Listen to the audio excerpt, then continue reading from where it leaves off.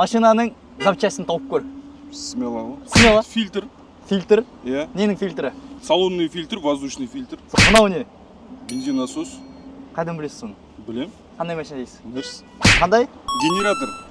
Карбюратор. Стартер. Дұрыс. Шаровый. Шаровый не? Опора. Дұрыс, красавчик. Айттым ғой бәрін білем деп.